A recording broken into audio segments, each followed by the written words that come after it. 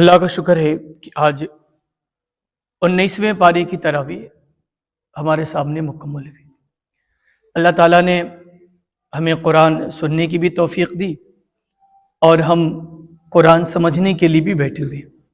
آج کی تراویح میں جو باتیں ہمارے سامنے بتائی گئی ہیں میں اختصار کے ساتھ آپ کے سامنے پیش کرتا ہوں۔ سب سے پہلے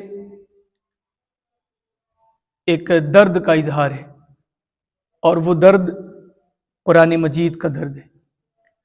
دیکھیے، اس بات پر ہمارا ایمان اور یقین ہے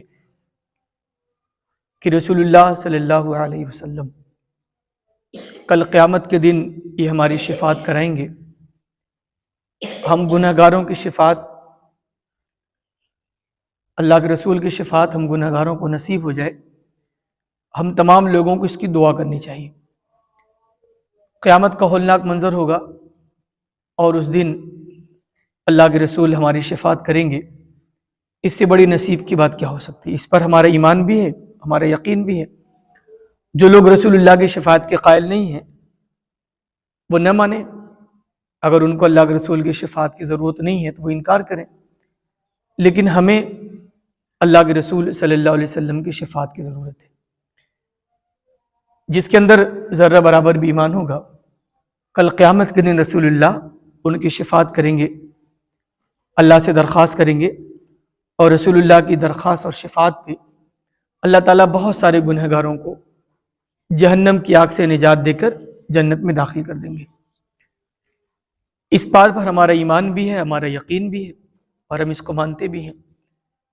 یہ تو خوشی کی بات ہے، انبساط کی بات ہے، اچھا لگتا ہے، لیکن ایک جو بڑے درد کی بات ہے وہ یہ کہ وہی رسول، وہی نبی اکرم صلی اللہ علیہ وسلم کل قیامت کے دن اللہ پاک سے ہماری شکایت بھی کریں گے۔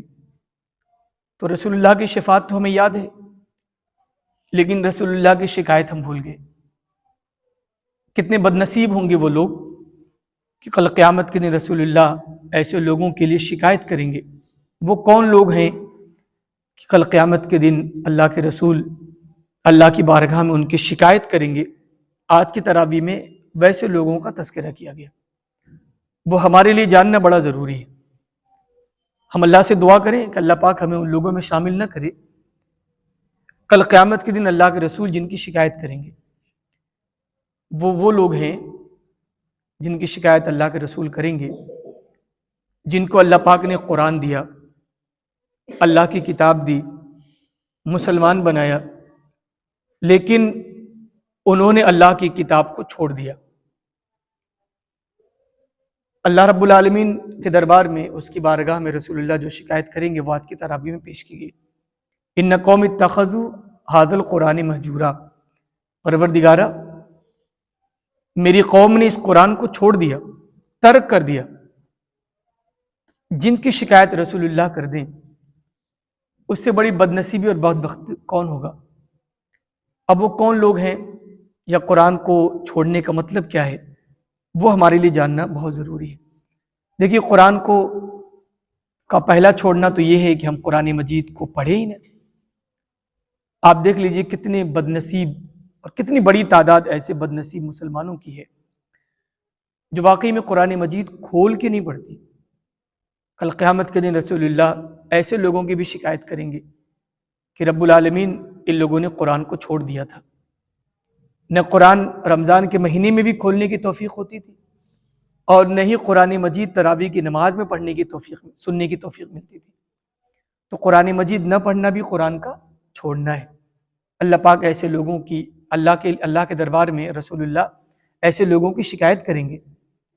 دوسرا قرآن کا جو چھوڑنا ہے وہ یہ کہ قرآن کو سمجھا نہ جائے۔ جو لوگ قرآن کو پڑھ تو لیتے ہیں لیکن قرآن کو سمجھتے نہیں ہیں، وہ بھی قرآن کو چھوڑ دیتے ہیں۔ رسول اللہ ایسے لوگوں کی بھی شکایت کریں گے۔ قرآن پاک کا مطالعہ کریں آپ، جگہ جگہ اللہ رب العالمین نے فرمایا کہ وَلَقَدْ يَسَّرْنَا الْقُرْآنَ لِلذِّكْرِ فَهَلْ مِن مُدَّكِرٍ، ہم نے تو قرآن کو بہت آسان بنایا ہے کوئی نصیحت حاصل کرنے والا؟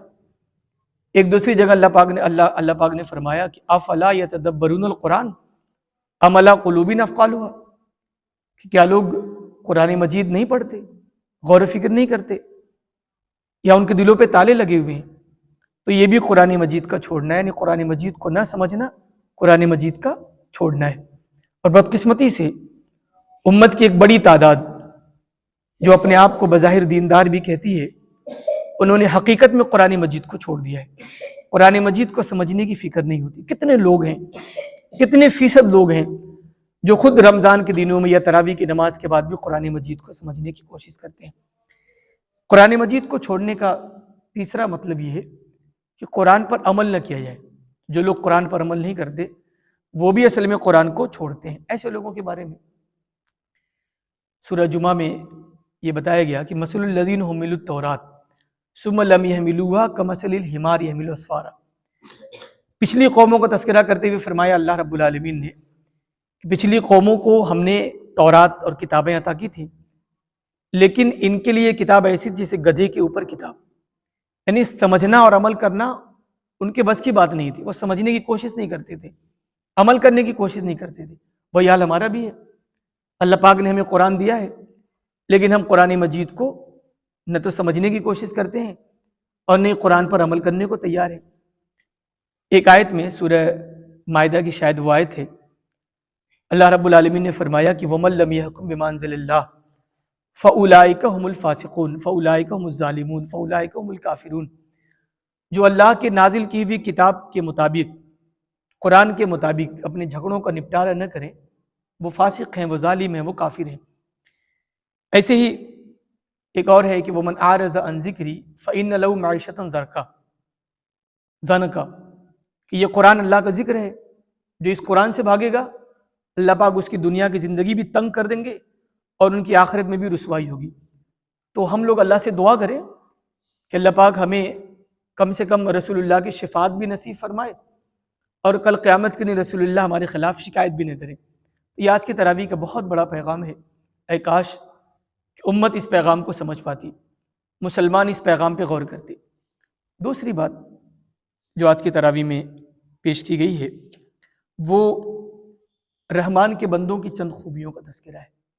وہ عباد الرحمان کہا گیا، یعنی جن کے اندر یہ کوالٹی پائی جائے گی ان کے بارے میں رب نے کہا کہ یہ عباد الرحمان ہے، یہ رحمان کے بندے۔ سب لوگ رحمان کے بندے ہیں، اللہ کے بندے ہیں، لیکن جن کے اندر یہ کوالٹی پائی جائے گی ان کو اللہ نے خصوصی لقب دیا رحمان کے بندے۔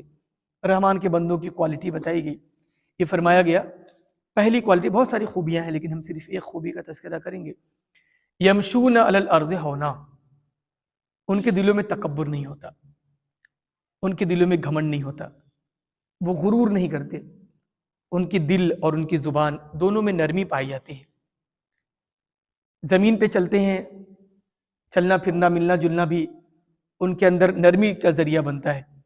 تو یہ بڑی مشہور حدیث ہے اللہ کے رسول صلی اللہ علیہ وسلم کی، اس کے تعلق سے، نرمی کے تعلق سے، نرم مزاج ہونے کے تعلق سے اللہ کے رسول نے فرمایا کہ ان اللہ رفیق ویحب الرفق، اللہ بڑا نرم مزاج ہے اور وہ نرم مزاج والوں کو پسند کرتا ہے، اور وَيُؤْتَى عَلَى الرِّفْقِ مَا لَا يُؤْتَى عَلَى الْعُنْفِ، نرمی والوں کو وہ دیتا ہے جو سختی والوں کو نہیں دیتا۔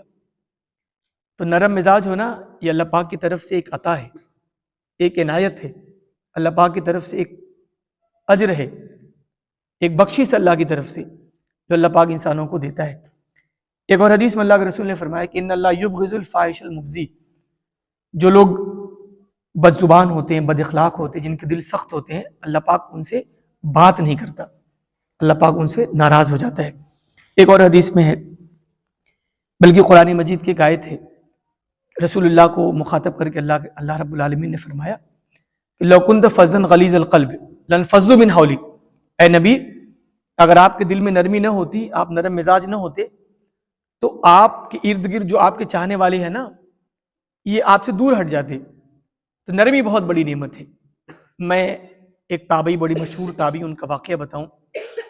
ان کے بارے میں آتا ہے کہ ایک صحابی، ایک ساتھی، ایک شخص تھے، وہ ان کے بڑے دشمن رہے ہوں گے، ان کے بڑے مخالف رہے ہوں گے، جیسے کہ لوگوں کے مخالفین پائے جاتے ہیں۔ وہ حسن بصری رحمۃ اللہ علیہ کے پاس آئے اور برا بھلا کہنا شروع کر دیا۔ آپ ایسے ہیں، آپ کے اندر یہ کمی ہے، آپ چال باز ہیں، آپ مکار ہیں، آپ عیار، اس طرح کے جملے کہے ہوں گے انہوں نے۔ جب وہ اپنی بات پوری کر چکا، اپنی دل کی بھڑاس نکال چکا، تو امام حسن بصری رحمۃ اللہ علیہ نے اس سے صرف ایک بات کہی کہ اللہ کے بندے، اگر تو نے جو بات کہی ہے نا، اگر وہ بات سچ ہے تو اللہ پاک مجھے معاف کرے، اور لیکن اگر تو نے جو بات کہی وہ سچ نہیں ہے تو میں اللہ سے دعا کرتا ہوں اللہ تجھے معاف کر دے۔ اتنے نرم تھے وہ۔ یہ بات سن کر وہ آدمی شرمندہ ہوا، رونے لگا اور معافی مانگی۔ تو نرم مزاج ہونا یہ اللہ تعالیٰ کی طرف سے عطا ہے، اللہ تعالیٰ کی طرف سے بخشش ہے۔ ایک حدیث میں اللہ کے رسول صلی اللہ علیہ وسلم فرماتے ہیں کہ میں یحرم الرفق یحرم الخیر کلہ، ترمذی کی روایت ہے کہ جس کو اللہ نے نرمی نہیں دی، نرمی سے محروم کر دیا، سمجھیے کہ اس کو بہت بڑی نعمت سے محروم کر دیا۔ تو آج کے تراویح کا دوسرا بہت بڑا پیغام یہی ہے۔ تیسری اور آخری بات جو آج کی تراویح میں ہمارے سامنے پیش کی گئی وہ موسیٰ اور فرعون کا واقعہ ہے، موسیٰ علیہ السلام اور فرعون کا واقعہ۔ اس واقعے میں ایک مختصر سی بات، بڑا تفصیلی واقعہ ہے لیکن ایک مختصر سی بات۔ جب فرعون کا لشکر بنی اسرائیل کا پیچھا کرنے لگا، موسیٰ علیہ السلام کا پیچھا کرنے لگا، آگے دریائے نیل تھا، پیچھے فرعون کا لشکر تھا، ظاہری طور پر بچنے کا کوئی راستہ نہیں تھا۔ اس وقت بنی اسرائیل نے کہا موسیٰ تو نے تو ہمیں مروا دیا، لیکن وہاں دیکھیے اللہ پاک کی رحمت کس طریقے سے جوش میں آتی ہے۔ اللہ پاک نے موسیٰ علیہ السلام سے کہا کہ سمندر پہ لاٹھی مارو، اور لاٹھی نے راستہ دے دیا، وہ سمندر نے راستہ دے دیا۔ دیکھیے اب سمجھنے کی بات ہے، غور کرنے کی بات ہے۔ راستہ ہوا، موسیٰ علیہ السلام اور ان کے ساتھی اس راستے سے پار چلے گئے، اور فرعون نے دیکھا کہ بھی راستہ بنا ہوا ہے، اس نے کہا جب موسیٰ کو راستہ مل گیا تو میرے لیے بھی راستہ ہے۔ اور جب وہ موسیٰ علیہ السلام کا پیچھا کرتے ہوئے سمندر کے بیچ میں پہنچا، بیچ راستے میں پہنچا، تو سمندر دونوں طرف سے مل گیا اور وہ دریا میں سب لوگ سما گئے، تباہ و برباد ہو گئے۔